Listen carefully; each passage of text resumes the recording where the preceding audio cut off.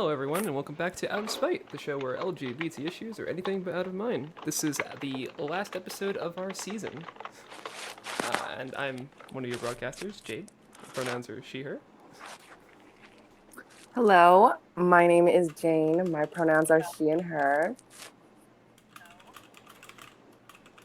One, it's Dan. My pronouns are he and they. Hey everyone, my name is Rain. My pronouns are he, him. And hello, my name is Luna. My pronouns are they, them. So if you were looking at our Instagram, you might have known that we were gonna have a special guest today. It's not necessarily the case. Life happens. But in general, today we're going to be talking about queer coding. And Jade, do you want to start the conversation on that? That's fair. I like to guide us into a more general feeling of this. So, over the years in media, I think it's pretty clear that there's been a change in queer representation in media. So I'd like to know what are all of your thoughts on that? In my opinion, it's getting a little more positive. We're gaining more representation versus the smaller negative amounts that we used to have. I agree. Oh yeah, I I know. agree. Can I be honest? For it. I also feel like sometimes they just throw somebody gay into something just so it could just be a gay person in there. That's Like, I'm definitely not- true. Maybe just to get the money from people, or just for that one the character, that their whole storyline is just being gay. I've noticed that there has been more representation besides stories like Pose and stuff like that, where the whole cast is gay. But even in cartoons, I just feel like they throw that one character in there, or two characters in there just for the, I don't know, inclusive. For the brownie points. Yeah, for the brownie, Yeah. exactly, for the brownie points. I think you can. I feel like you see that with smaller things, but also I feel like Disney does that a lot.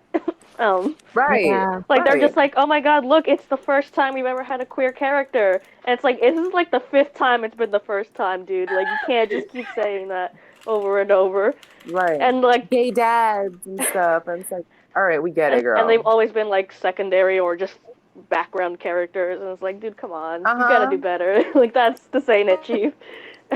Right. I'm glad that y'all see what I'm saying. Sometimes it feels like they just throw it in there just to throw it in there, for no reason. Right. No, I definitely agree. But yeah, I think just with there being more representation in general, it's it feels like the amount of good and bad representation are both going up. So it's just kind of getting a little bit wild.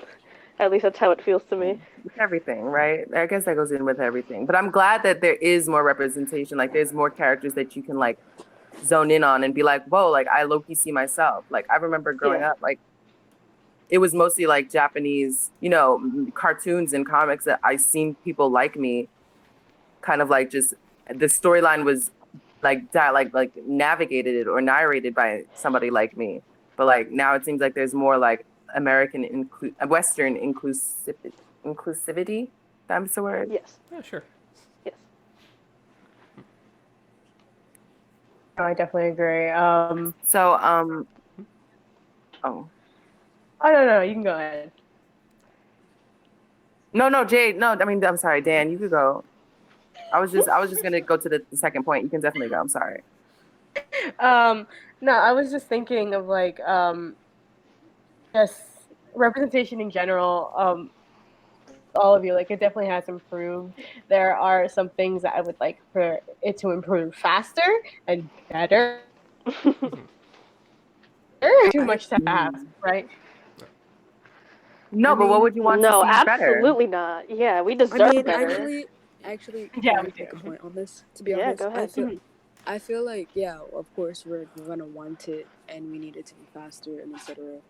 But to be honest, especially in the climate that we're in, and especially in Western or American culture right now in society and stuff, I don't feel like it's gonna go as fast, especially due to the fact of I don't want to get too political, but you know, due to the state of Shit. politics in our, you know, nation and stuff, I don't feel like it's gonna go that quickly because, of course, at the end of the day, these networks, these shows, has to make their money some way somehow, and you know, there's gonna be an audience and stuff that they're not gonna be able to cater to, and even though there's certain, you know, shows and stuff like that that tries to cater to every audience and stuff, they're not going to be able to. Like, for example, there's some shows that, you know, for the long running, they have this sort of like quote unquote queer baiting, when at the end you find out that the character is actually gay or actually queer or something, which is cool, but they usually do it at the end because, one, they don't want to lose viewership, they don't want to lose the show, and also they want to actually be able to gain profit off of the show as well.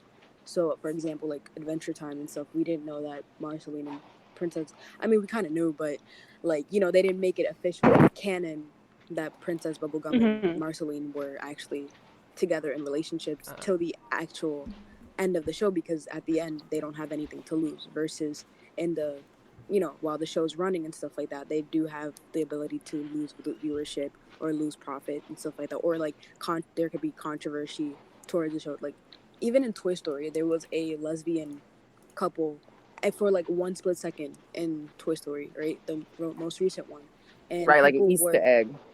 Yeah, and people were complaining about it. People were like, "Oh, I don't want to see this on my thing," or yada yada. Like 2 seconds. Yeah, exactly. Like, what the hell? And then also with, for example, with Arthur, when we found out that Mr. Ratburn was gay, and he ended up having you know, a gay wedding, there was a lot of other states and stuff I that were just, remember like, that. very, very against it, very, very much so, like trying to even petition to get the show taken down and stuff. So it's like, they're at the same time, like, we got to think about the risks that, you know, they're trying to, of course, but the risks of like these companies or networks like losing the show and stuff like that because of these groups of people, you know. Yeah. But that goes into the next point, right? Like the idea of queer baiting and like how it wait. We got another point. Wait, we're not ready to move on just yet. Thanks. Go ahead. I had a very thank you, moderator. No problem. I just had a quick thing to add. Speaking of the Adventure Time example, real quick. It's not. I want to point out that's not necessarily the fault of the creators always. It's possible, and it's very often that it's actually the network that has the show is the one pushing that kind of representation out of the way. In the case of Adventure Time, the only reason it took so long to like confirm that relationship, so Marceline and Princess Bubblegum, is because Cartoon Network was adamantly against the idea. They did not want it because they were concerned for their shareholders. They were worried about money, and they were worried about losing the like, you know, straight watcher base audience. Yeah. I mean, that's what I was like. I wasn't saying mostly like creators and stuff, because at the end of the day, the creators are getting paid by Cartoon Network and stuff, so of course they don't want to lose that. But I mean, they can always go to a different network and stuff, and, you know, etc. But due to the fact of it's not that easy. It's definitely not that easy. Yeah, it's not, and that's what I'm saying. Yeah. That's what I know. That's what I'm saying. It's not that easy to do so. So obviously they're gonna have to follow the guidelines or whatever that Cartoon Network doesn't want to really push that towards it, because they'll obviously lose profit. You know, it's hard. That's what I'm saying. Yeah, definitely. Right. So sorry Jane, for the rude interruption, Jane. Yeah. Can I go on to the next point? Yeah. Yes, please. Thank you so much. So, with that idea, like, you kind of talked about it, Rain, about like queer baiting, and it's kind of like hints to, I guess, audiences. So like, how do you feel about this trend and like how it's combating in the future? Oh boy, do I have a story for y'all. Let's hear it. Go for it. Oh, okay. I remember DreamWorks was one of the newest seasons of Voltron, and they're like, "Oh, you're gonna meet Adam, who is Shiro's boyfriend," and they were together. Like all this like sort of stuff. They were promoting it. They're like, stop. Say like, yes, Adam and Shiro, they were together. They were boyfriends. They were. And spoilers, I guess, kind of, if anyone really cares. We go to the season, and Adam is just in one episode about like the mission that like started this before the whole show, and then if you don't, I believe it's like if you don't mention, then like Oh my. I'll stop being your partner. And it wasn't very like specific. Specific. Oh no, Dan, you're cutting out. Oh no. And we have plus one person. No. Oh, we do. Oh no. Yep. Oh my God, our special guest is here. Yeah, I'm so sorry about that. Oh. Hey there. I thought it was Tuesday today. Oh. Oh. Hey, Yeah, I hey. thought it was Tuesday. Welcome. Welcome to Welcome. the show. Welcome. So what's the deal? What's going on? What are you gonna ask me? We have so many questions. We're rolling it back. Let's Well, first, welcome- would you like to introduce yourself? Did you guys curse me out before? we are no, No. no. We're also live. Oh, you're alive? Oh! Sorry. I thought today was Tuesday all day. Nah, welcome to Wednesday. That's what quarantine So does here's to our you. special guest, everyone. Would you like to introduce yourself? My name's Ivan Velez, and that my partner in the background is okay. All right, I don't want you to see too much of him. Oh, don't worry. There's no video of this. No one's seeing your face. Just your lovely Okay. voice. And an image. Oh, of really? it, but yes, we you can take a look at it. Oh, I see that. Yeah. I see that. Okay, very nice. Oh, cool. All right. So, what do you want to know? Who are you? What do you do? What's up? Yeah, why are you here? Why did you ask me? Let me see. I'm a cartoonist. I used to be. My careers. I used to do Tales of the Closet about 30 years ago through HMI. I was one of the Hedrick Martin Institute's first group of kids. We had the first discussion groups over there on 23rd Street. Oh, wow. Back a long time ago. I think I was going to college then, so I was like one of the older teenagers. I think I may have been like around 19, maybe 18, 19. I think I was 18, and then I turned 19. Once I turned 20, they kind of age you out. I started doing work with them, like doing little flyers and posters. They were kind of like a real grassroots organization back then, so they were still trying to get funding and trying to figure out what exactly they wanted to do. Back then, their aim was mostly for advocacy and counseling. And it was the time when we had like the Human Rights Commission begin. That was like the first years of that. And they were instrumental in passing some laws that it was turned down for many, many years. But they finally got it passed, the whole Human Rights Commission, and kind of like protecting gay folks as well. We were part of the multicultural initiative that went to all the high schools and to the schools. Again, that got turned down a lot because a lot of people, especially like fundamentalists, were kind of like blocking it, particularly because they added gays and lesbians as the protected and taught about culture. What else? So I did Tales of the Closet there, which was like this comic book aimed for teenagers. The idea I had first, since I had a comic strip in college and I always liked comics and I always wanted to be a cartoonist, we wanted to do what do you call it? I wanted to do something like an Archie kind of thing, something kind of light and like just talking about issues. But then I think we all realized that, like for instance, they gave me the stats, the percentages, the high rate of suicide among gay, lesbian, and differently identified teenagers, and I think we didn't even have the term transgender back then. Everything was kind of like still like it's in infancy back then. So I realized that it couldn't be as lighthearted as that there was no education at all, no role modeling at all whatsoever. That all the movies up until then, the characters who were either gay or lesbian were evil or committed suicide, were the butt of like many jokes. Never heroes, never people who were so sympathetic, and nothing else happened in the comic books too. I remember the only gay thing I saw in the comic book was like I think the Hulk, David Banner was going to be gang raped in the prison. That was it. That was about it. Oh, geez. Yeah, so that was the kind of stuff that was going on back then. So when I did that, I started working for Hedrick Martin and doing like the materials. So we did like flyers and posters. So I did most of their posters, and educational materials back then. I was the educational materials coordinator for a long time, for about 6 years. When they moved to West Street, they had a branch of, actually the office of Patrick Martin moved to West 12th Street, right across the street from the pier. And back then, the aim was to kind of reach as many kids as possible. Since the train was right there and everybody kind of drifted towards the piers back then, it was a great place to like meet teenagers and try to like give them condoms, and particularly in the AIDS crisis was like really bubbling up to a boil back then.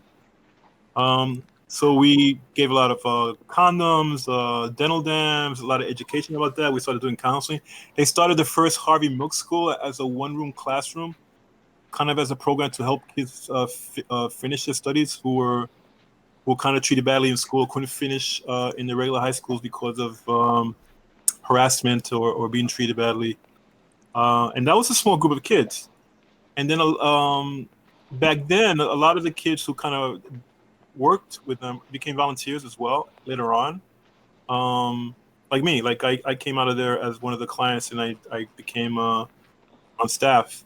So that was kind of the thing right there. There's a lot of really young energy in there, but there's also Damian Martin was like there all the time, and he was kind of like a mentor and role model. We had meetings with him every day, and you could just walk in and talk to him whenever you wanted to. And I was very lucky to be in that kind of educational kind of experience, because before then, it was basically I was just a suicidal kid. Before I met them, it was just like it made me realize I wasn't a mistake. It's just like the color of my hair. Basically, my gayness, and it's just how the world had, yeah. So it was kind of like that was the way it was back then. So they kind of started using me as a poster boy.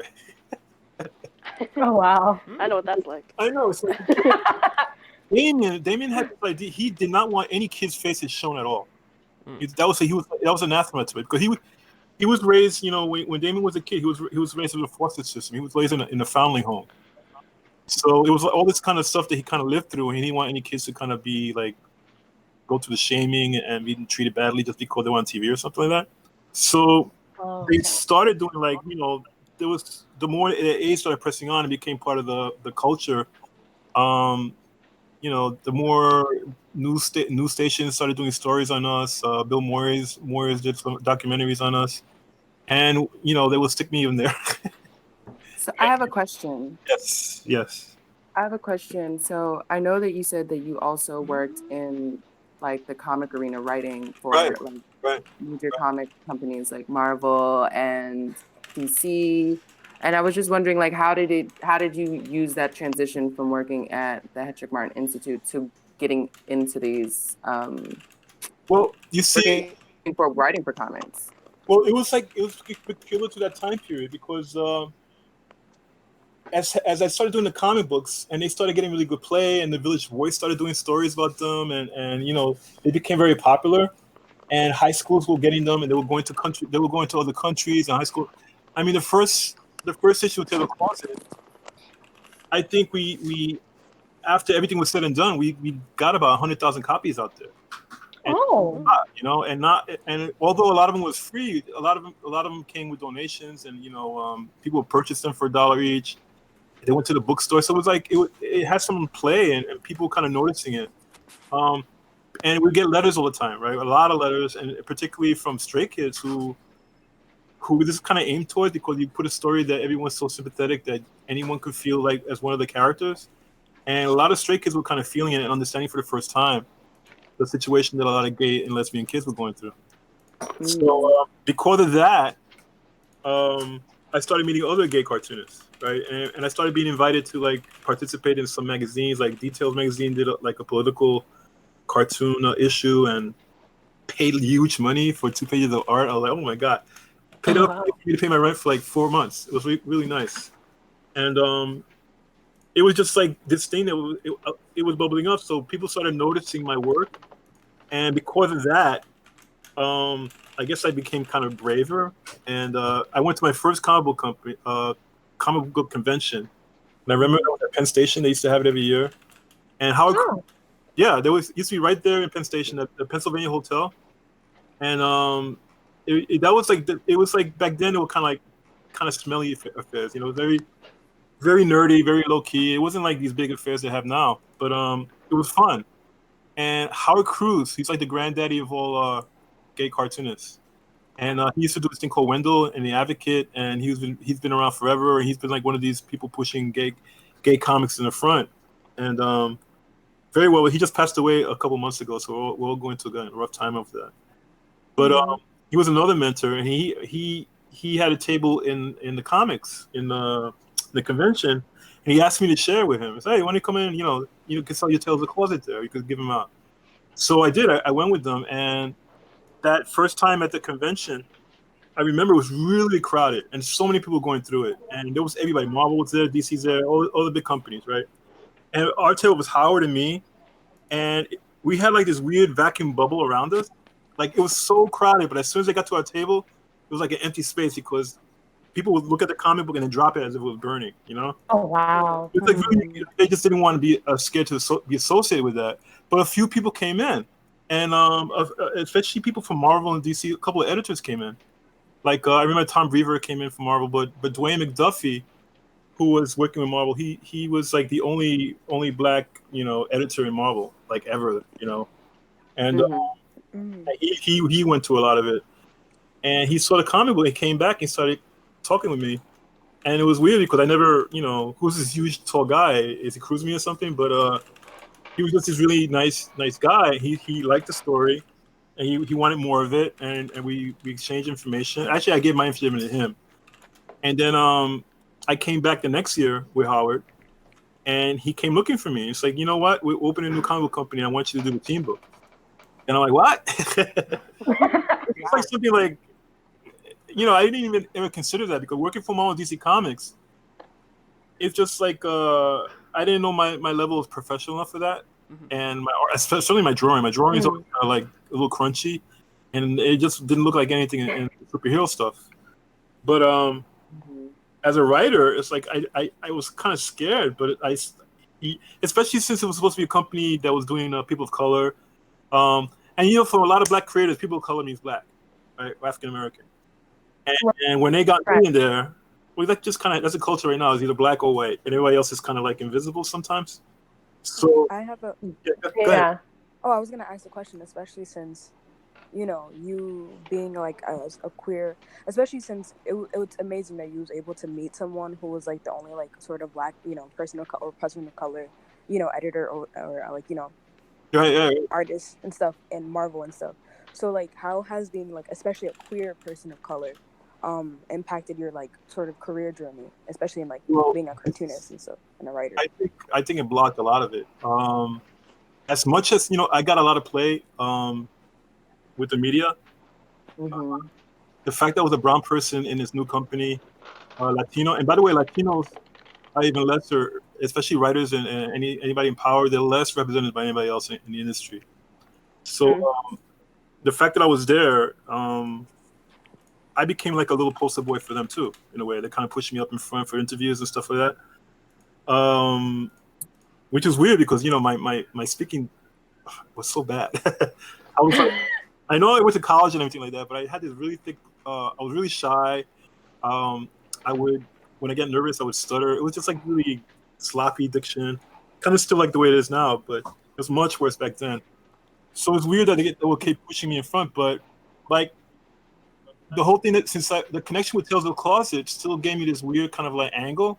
So I was very unique in the industry because I was like the first publicly gay cartoonist, but then again I was the first like Latino cartoonist to write for the mainstream like full time like that. Particularly when I went to Marvel and I started doing Ghostwriter, which they asked me to do again. They came in and asked me. I was in Marvel. I was the first one to ever have like a full time book. They had some other writers there who used. For the first time to have a monthly title in 94, which is crazy late. And I didn't realize how messed up the industry was until I started working there. And what do you mean? Like before, you read comic books and you're a fanboy. And this is the thing about American culture. You don't know what you're missing because they give you so much of like comics. There's so many comic books, so many stories, so many heroes. But then to realize that there's no brown heroes or no black heroes or no Asian heroes, it's like it's like a TV show. It's like the whole life of people of color. Right. So you just because you're used to it as a baby, and this is what you look at when you first see things, Mm-hmm. and you kind of absorb it and kind of accept it as normal. Everything's so normalized. So when you're in there, and all of a sudden you start in the industry, you realize that there's a reason why all these characters are white. It's because the people working there, they only white. see white, and they see white. Right. But And then they also sorry to cut you off, but No. it's also like the people, like if they do make a person of color, it's like it's still written in a white lens. It's not really written by like black artists and stuff like that. Like Black Panther was written by white people. Right, Black Panther was written by Jack Kirby, and even Jack Kirby, who was really progressive, and out of all the cartoonists back then, he was the one who really kind of knew his shit. He was the most woke of them all. But he was totally woke because he wanted them to see with the black character, and they kept blacking it out. They kept he would do the nose and the mouth and that cowl, that kind of half mask, and black it out because they said that if we put him on the cover, no one will buy the book. It's like it's really insidious kind of acceptance of like these rules that they all kind of like bought into. And I would suggest to them and say, listen, why don't you bring in somebody to come and, we can have all the artists and writers and the editors. We'll have people come in from Hit Martin or some places and just give them like an hour kind of like breakdown of the issues going on. And they would never do that.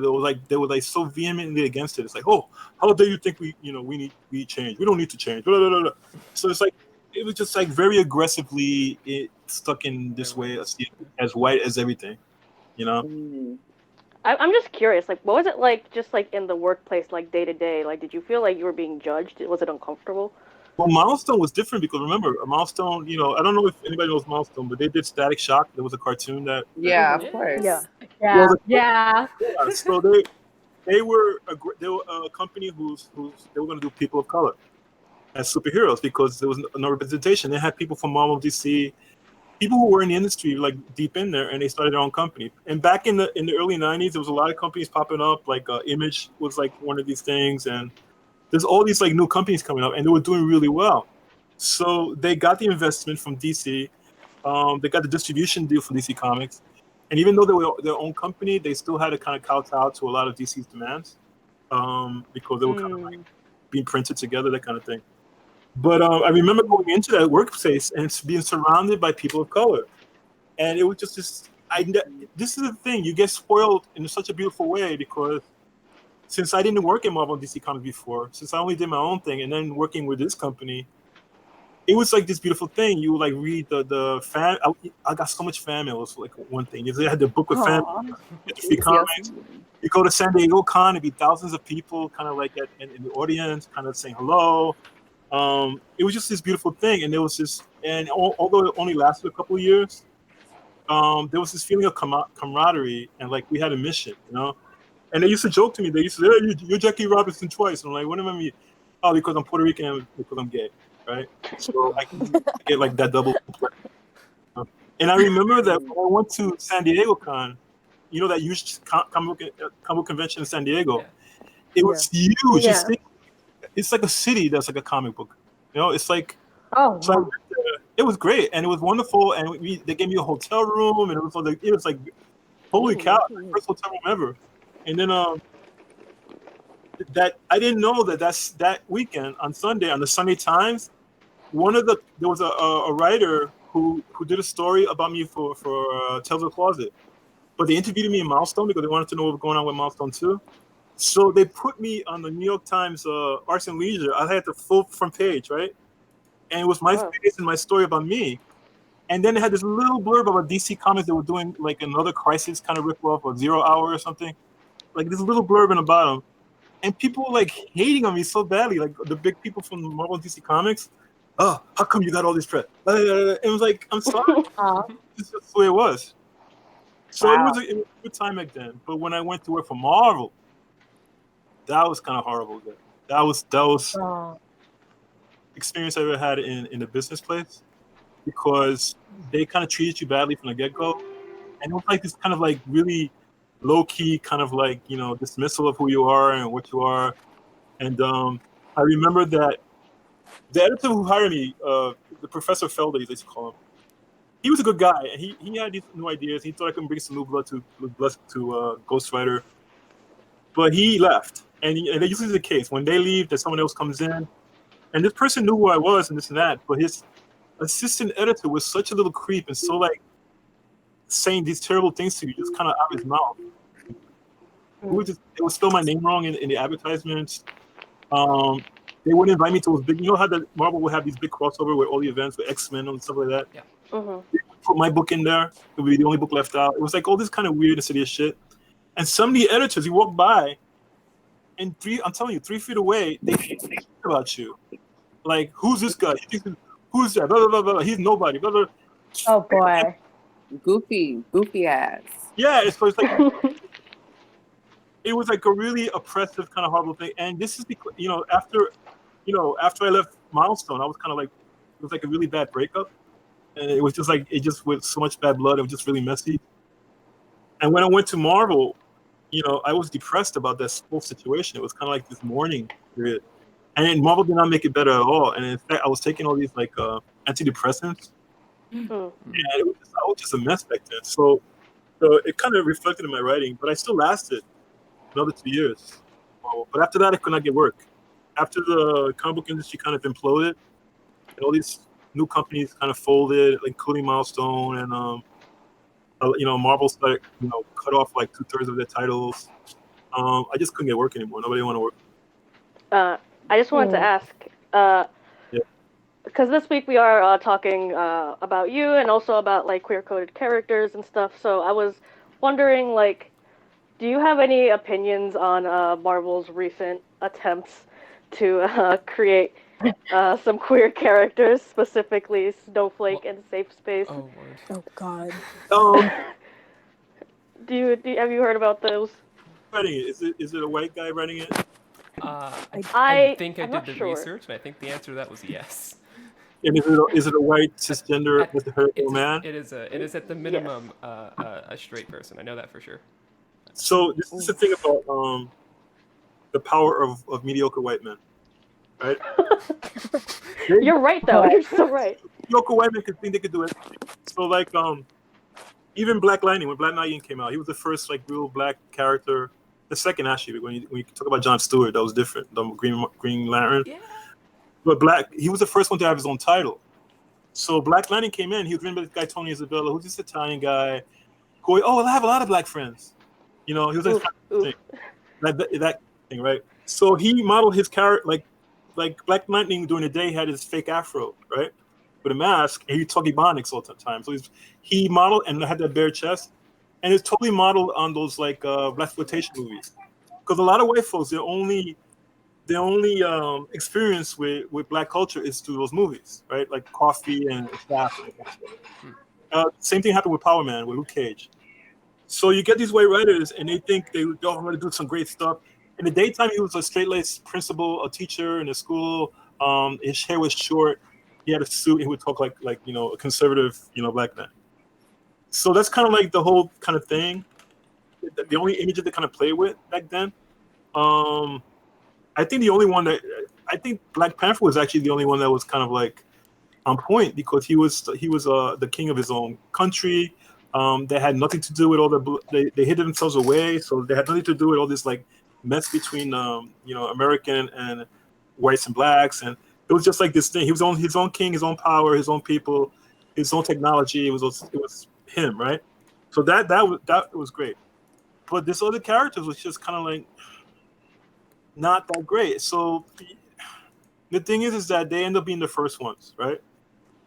And which is kind of sad, because there should be more people of color in there. And that was the whole thing with Marvel. They just did not hire people of color. And they under the umbrella said, we only hired the best talent. Which is kind of like a sideways saying, so, people of color are just not that good, right? Mm-hmm. So I think these two new characters, they kind of look like sarcasm when you look at it, They look like they're actually a parody of kind of like what's of woke people. Yeah. Yes. And that's kind of annoying. I think something like that, if it was written by people of color who was like, differently gendered or just different experience, that would work. Even if it was a parody, well, they're going to talk about the scene from a point of view that's like valid. But it's always from the outside. There's always these people who think they know everything just because they're the default status in America. And not only that, Right. it's very offensive as well. And it makes us look Absolutely. like a joke. I like, as a non-binary Friends to person, I have a lot of feelings. Of course. Uh, it's really fucked up because they're like talking about how like, oh, that's their names because like, they're reclaiming it from the oppressors. But if you're the oppressor, you don't get to reclaim that for me. You don't get to do that, And Snowflake is not reclaiming a name. Snowflake is what they call like a white. It's an insult. Yeah, a snowflake. Yeah. It's a white person who can't handle being caught on racism. Ooh. That's a snowflake, Ooh. It's like those women, those Karens crying. Oh, they say that. And that's something that a lot of white feminists use that against white feminist women who are caught in a situation, and they start crying. They usually start crying. They call snowflakes. So to take tears. that turn of used against white women and taking it as a person of color, that just doesn't make sense. That kind of thing. Yeah. So that's it's just kind of wrong. What's the name of the other guy? The other person? I mean, Safe space. oh, Yeah. It's embarrassing. No It's play. bad. And their designs aren't even that good. I know they just look like 90s kind of like disco kids, They look like reject Teen Titans. They look like They do. look Dead like- ass. No. they're Power Rangers without the masks. It's not good. Right. Yeah, it's not. I'm The whole thing's fake. I'm just upset that this is gonna be a lot of people's like first experience with the concept of non-binary people, and this is what they're gonna have to see. Like that's horrible. Right. Because there's a lot of education needed on that, Because you're right, people are taking it and they're making it their own thing. And look at it. If people see those two characters and think that's the default for non-binary people, that's a lot of trouble coming. Yeah. Yeah. It's scary, honestly. It's scary. Wow. So, how hard? I have a question on pretty much like, because what advice would you have for like young people who want to make comics or write for comics, but like their ideas of comics is like, oh, I need to get into Marvel, I need to get into these big companies. I know. So like, what advice would you have for someone who wants to make, I guess like more of a mainstream comic, but like, they want to have a comic that hits people and like, Right. involves everything. Wait, can I include something in that question though? Sure. Yeah. Especially for someone who is queer or like a person of color and stuff like that, because I know it's like very hard, especially since we have now Snowflake and Safe Space and stuff, and they may want to like have a good portrayal of like queer people and stuff like that. What advice would you give them since he was able to do something like that? Well, the mainstream is different now anyway, right? What you see as the mainstream right now, right? Marvel and DC Comics, they're kind of like relics of a system that doesn't work for anybody. Anybody who's worked for them has been exploited horribly. Like even Stan Lee didn't own any of the characters. Yeah. So right now they don't even have to make money. The comic book companies, basically, they're mills for the licensing. And since it's Disney, basically Disney wants more and more characters to come in so they can make money off of it. So when you see a kid trying to break in, and there's so many artists that I work with that's still kind of slavishly, working for Marvel, DC Comics. They're still like looking at those characters as the best things that ever came out. They still look at that mythology as true American mythology. It's like, well, Wow, that's a good way of putting it. I want them to kind of wake up, but since the kids now don't have to go to that. I mean, yeah, Marvel DC Comics is fun. The movies are great. Blah blah blah. The cartoons. There's a whole network now. They could look at Disney Plus and see them all, stuff like that. But the stuff that's really happening, I think, is the indie stuff. So Agreed. Kids today have a lot of ability to do their own comics, particularly online. If they would go through the webtoons, of course. There's a lot of success stories. Yeah, webtoons are very. There's a lot of success stories that are connected to webtoons, and this is something where you can do and put out there and see if it sticks. There are a lot of people putting out their own comics, Now, believe it or not, publishing and printing your own comics is a lot cheaper now than it used to be back in the day. And you can put out like, maybe 100, 400 copies and sell them, or have digital files too. That's another thing. But you got to work on your craft. And this is and I'm very happy that everybody is exposed to so many beautiful, amazing comic books and manga, particularly. People are really heavily influenced by manga, and they're doing a lot of big eyes and stuff like that. But you got to develop your own style. And this is what I tell to all kids, no matter no matter what gender, no matter what orientation, develop your own style to the point that it's tight. That this is your name. This is when they see this drawing or this writing, they know it's your stuff, and that's the only way to kind of like get success right now. Come up with characters that are not copies of anyone else. Yeah, they're influenced by all these different people, but make them like Hellboy. Hellboy is basically you know who Hellboy is, right? The guy with the Yes. Yeah. Well, Yeah. Hellboy is Everybody basically, knows Hellboy. yeah, but he's basically hot stuff. He's a joke. He's hot stuff, the good little devil from Harvey Comics. You had Casper, you had Wendy, and you had Spooky, and you had hot stuff, right? And he's in the cave, and he's the guy with the diaper and stuff like that. Yeah. Yeah. That's basically him, and that's like that's a joke. So you can take something like kind of be influenced by something else, take it to another level, which is great, or you can come up with something that's your own. People today are lucky because they can really connect to all these different cultures, not just American culture or European culture. They can go to who their own bloodlines and see what kind of works there. They can tell different stories now. They don't have to tell that like the American history that we all taught. They can actually go into real history in different places and different situations. They can make Afrofuturism. They can go with That is the new wave. or tribal futurism, right? But I love because you can go with indigenous characters in the future too, which is I love Afrofuturism. totally left out.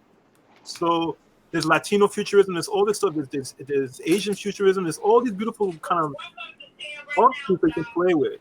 Go with drama, go with this and that. But if it's your own voice, you got to develop your voice. You got to make it tight.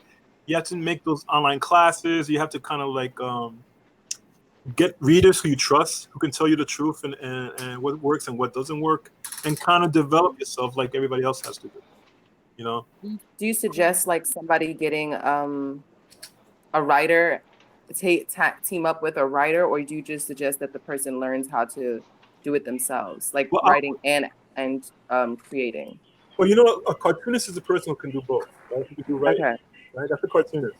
If you want to be a comic book artist, and there's a lot of people who are illustrators and comic book artists, and they kind of need a writer. But even then, when they work with a writer, they kind of learn the skills through the writer, and then they start doing their own stuff. I think if you really are kind of isolated and don't have a lot of connections with a lot of people who are doing the same thing you're doing, being a cartoonist is the easiest way. But if you're a really good writer and we want to kind of like have someone draw your stuff, then you guys have networks now. You can go online and kind of meet people. We have all these events. I teach classes. I have to do them online now. But this summer it's going to be a bunch of online classes where the young adult cartoonists and artists talk to each other and maybe kind of share notes and kind of see what they're working at and develop new skills and put prompts for themselves. So that's kind of a way of developing that too. You guys are lucky. You have all this network to go to. All you have to do is find a way to connect to the right ones. Connect to the people you can learn from first. Right. Well, Ivan, it's been thank you so much for your words and like just sharing your wisdom with us. I wanted to ask, do you have any like upcoming like stuff you're working on that you want to promote? My website is planetbronx.com. I try to post some stuff on there. I have some comic culture classes for this summer that I'll post publicly, and I'll send in links to you too. Comic culture is part of my where I get grants to kind of teach these like cartooning classes. Because again, nobody taught me how to be a cartoonist. I learned on my own, so I want to share skills with particularly kids of color, just kind of prompt them to go to the forward. I'm working on a script right now called Huracan, and I'm working on that's when you're cartoonist, you can go writing, you can go drawing, or both, right? Right. You know, this series called the Ballad of Wankabam that I've been working on for like 5 years already. So that's coming out, and you can see some of those images on my Instagram. Oh, my Instagram too is @PapoBrand. And Oh, yes. yeah, Mhm. so I guess that's it. I'm hoping I can get some work done. I get so distracted, but now that we're in this quarantine situation, You have all the time you need, really. right. So let's see if we could publish more now that we're like at home more often. Yes, I'm looking forward to like seeing some of your stuff. Thanks. You can see some stuff now. Go to planetbross.com. There's some of my comics on there too. Of course. You know. Gotta promote. No, I want you guys to see that I'm not all full of shit. Of course. We'll link you. Okay. But now I have to be the unfortunate person to say, Okay, we gotta thank you. close this up. I know. I'm so sorry for coming in so late, but thank you very much for having me. No, of course. Thank you Of for course. joining It us. was a Thank you for pleasure. coming. Okay. Thank you. And thank you everyone for listening. And have- This Great. has this has been the last episode of our season for the show. Yeah. Yeah, I mean, Yeah. you're part of a big historical moment here. It's the last season it's the last episode of this first season. Those are the words I'm trying to say of Out of Spite. Okay. Yeah. Well, thank you very much, and have fun. Thank Thank you. you. Of course. Bye-bye. Bye bye. For everyone else, make sure to follow us on Twitter at /outspite. Instagram is Out of Spite Official. We are on YouTube as an archive. It's just on Queer TV. We're also on Spotify as a podcast. And if you don't have Spotify for that, I'm sorry, but iTunes is a lot of work. Yes. Stay tuned to our social media to hear about our next season, which may or may not be premiering after dark. Thank you. Bye, Bye. everyone. Bye. Thank you. Everyone. Bye. Thank Bye. you. Ooh, so long. Farewell.